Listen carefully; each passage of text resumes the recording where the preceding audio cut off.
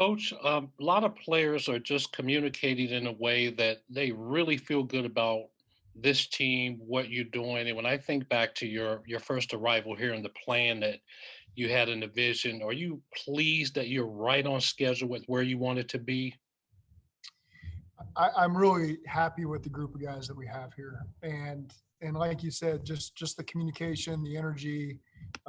The guys love being part of the locker room. They love being at practice. They really are doing a good job on the field with what we're asking them to do in terms of communicating verbally and non-verbally together. So it's a group that you go home at night and you're really excited to get back to work the next day and continue to make progress. But with all that being said, yeah, we got the right guys, but we got a lot of work to do. You know, we need every single practice we're getting this spring, and we're going to need all the ones in training camp.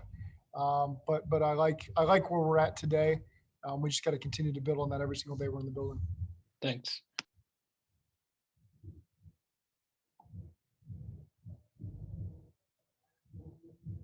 How much of a difference do you see in T. Higgins this season?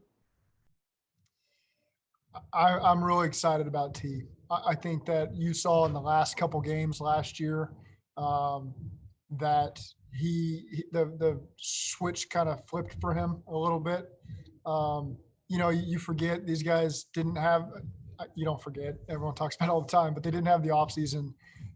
You know, T came in and had a little hamstring early in training camp last year, and so you're asked to go through a 16-game schedule as a rookie with no offseason, and you're not full go in training camp. That makes it tough. And I thought T battled through that and had a really good year, particularly at the end. I've seen T come back in outstanding shape. He's one of our most detailed receivers. He's got a really high football IQ. It all makes sense to him. He wants to be detailed. And so I'm really excited to see what's in store for him. We got a good receiving core, but I think T's been really impressive so far this offseason. Zach, you're obviously early in the process. And I know in a passing game, you know, you want to go where the coverage dictates, but that also dictates guys winning one-on-one battles too, to get it there. How much, when you look at your group and you say, hey, we've got every guy can win one-on-one battles on a consistent basis? Yeah, you know, and the ball just is going to find the open guy or the guy with the best matchup, you know, and so you feel good about the guys that you can roll in the field. You feel good about the depth of those positions as well. We got guys behind the starters that can come in and really challenge people. And, you know, you just look at the way the targets were distributed last year. You know, I think our starting three receivers was like 110, 106, 104. And that's about how you want it, you know, equally distributed. And then it's up to them to make the most of those opportunities. But yeah, it's a group that's a really strong group for us right now. Coach, you got a few guys, you know, Joe Burrow being one, CJ Uzama, look like they've been working hard in the weight room. Michael Jordan has redone his body. In some instances, was it just an individual decision by the player? Or was it incorporated with the team's input? What's been the basically the case? I guess all of them are individual, but mostly are the guys doing it on their own, or is it organization driven? Well, for the most part, they're on their own, you know, until April comes around. But I think those guys have a really good rapport and relationship with Joey Bose, you know, and Todd and Garrett, our strength staff. Their position coaches. Those are conversations you have, you know, in terms of weight goals and body goals when you come back for training camp as well. So I just think overall the process is really clean with Joey and his staff, and the players have really bought into that. Some guys, you know, some guys go away and they make that decision on their own and they come back and they're in great shape. But for the most part, you know, there's really good conversations there. Zach, how would you describe Joe Mixon's development these first 2 years you've had him, and what's the big next step for him in this third year with you? Well, it's, you know, next step. I thought Joe was on pace for a really good year last year through the first 4.5 games. I think it was. Indy, I think, was the 5th game, if I'm not mistaken. You know, he was doing a great job catching the ball out of the backfield. He was having a lot of production for us. And so I was excited to see him, you know, in that 16-game season, and it was cut short, obviously. So Joe does all the things we ask him to do. He's catching the ball really well. He's getting detailed. You know, he knows who to block in the protections and how to do it. He's a really strong runner. He really buys into the schemes, you know, that Frank employs and that we're asking him to do, you know, up front. So, again, just really excited to have him back fully healthy and what he can do this week or this year. You know, I asked Callahan about this. I was like back, maybe I think it was draft, like on some spare thing on day 3 of the draft. But, you know, when you look at the numbers, he hasn't really been on the field on third downs. It's been Gio's role. for him to be on the field to be a 3-down back, what is he going to be able to do to kind of make sure that, he's on the field for those third downs? Yeah, it's something we want. Having Joe Mixon on the field makes us better. At the same time, you don't need him on the field for 75 snaps a game. And so sometimes you got to pick and choose where you can get those guys the break. And sometimes, Samaje Perine's a really smart, detailed back as well. So it's not that, okay, he's not on the field, what's he doing wrong? We want him to be full go for the length of the season. And so you don't need to give him every snap. And so you got to delegate in a sense and make sure there's roles for other guys to where everybody's fresh and giving you the best effort. So so it's not always necessarily, okay, what did he do wrong? He's not on the field for 3 downs. It's we feel like we got other weapons to utilize that can do a great job for us. Coach, I think today was the first time, I think you went long with receivers, that you did some deep routes with the receivers, if I'm not mistaken. How did you think that went? How did you think Joe looked doing it? Was it?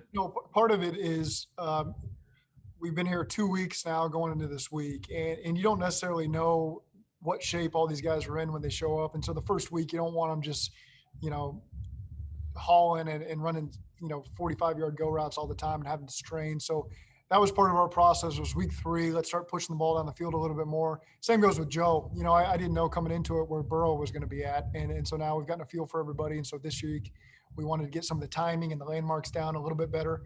That's one of the things we weren't good enough at last year during the season. And so, we didn't connect on them all today, but you get a chance now to go back and watch the tape, talk about the landmarks, talk about the tempo, talk about the timing, and make those corrections for later this week, next week, and then it's good tape to teach off of when you come back from training camp. See, what did you think of his? I'm sorry, I just want to ask, what did you think of his, his ability to get something on the ball, his mechanics? I mean, were you able to, is he all right throwing that deep thing? Is he what you thought it would be? Yeah, I'm excited to watch him. I think he can throw it probably 90 yards right now, and yeah. Just kidding. I don't know how far he can throw it, but it's exciting. He looks really good, and I know a lot's been made about the arm strength and the velocity and all that, but he's throwing the ball on time where it needs to go, and that's what I'm pleased about. Zach, how much of Michael Jordan's development is about the mental aspect of the game for him, and just because the skills that I know you guys have felt like the raw physical skills with him have always been there? Is there just a mental aspect of putting it all together for him that's the next step? I'm very positive about Michael Jordan, and it hasn't been perfect, on offense for any of us. And so again, going into year 3, it's a big year for Mike. I think he's taken the right approach. He's done a great job of listening to what Frank's asked him to do. I'm excited to see what he can do physically when we put the pads on and be consistent with the technique. And so last year you watch him, he had some tough matchups, and that's what this league's about. There's some really good D tackles, and it seemed like he found some really good ones about 5 weeks in a row at one point, but that's life in the NFL, and you got to be consistent and you got to give your best. And so I'm excited to see what Mike looks like as we finish up this offseason, get into training camp, and expect good things from him.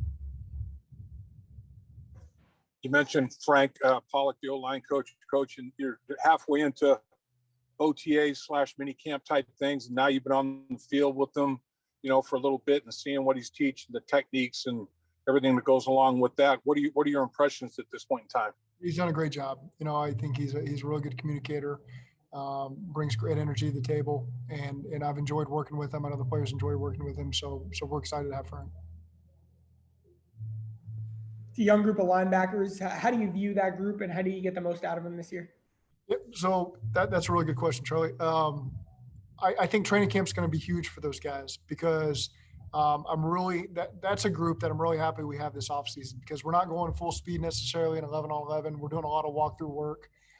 So part of my job is on offense as I script, trying to make the defense communicate, to help accelerate those guys' learning process. And so I've seen that, you get a chance to really see the communication process with them, get aligned, get their fits down. And then now you get that offseason work. So now training camp is going to be huge for all those second year guys in particular that you're mentioning, because, okay, we got this offseason work where we got to do it a little bit slow motion. Now we got to show up and do it full speed with full pads on in games 1, 2, and 3 of training camp. And so that's a group that all eyes will be on to see their development. Been pleased with where they're at. Al Golden does an outstanding job with those guys. So it is a group that I'm excited about as we were when we took them. And you can add a lot of other guys to that mix too. You know, there's a whole group of 7 of them there that is really exciting to watch. And so training camp will be big for that group. 2 more minutes. Zach, you had Joe do some play action fakes before throwing the ball today. And I know early in the OTAs, you were avoiding it, having anybody back there in the backfield with him. Is that just kind of a natural next step? Okay, we can do this safely with him.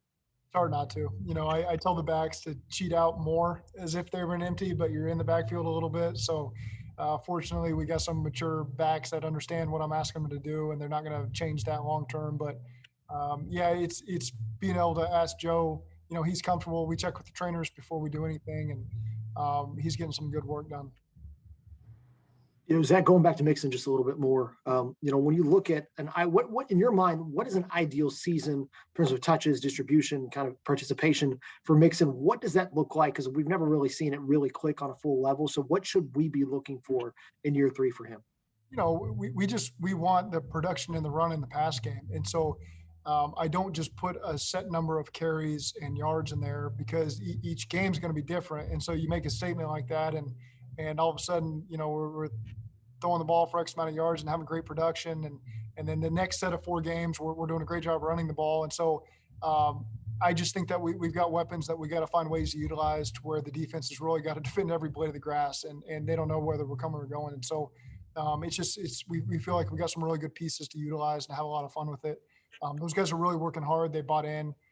They're excited for one another. Joe Mixon's just excited about Jamar and TB as he is for himself. And so it's a fun group to work with.